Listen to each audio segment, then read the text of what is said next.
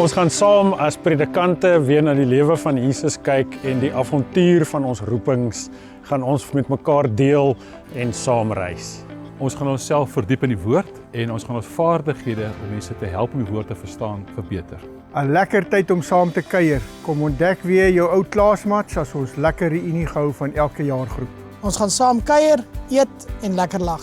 Dit gaan 'n tyd wees vir heerlike ontspanning en rus. Ons gaan elkeen kan kies wat ons wil bywoon.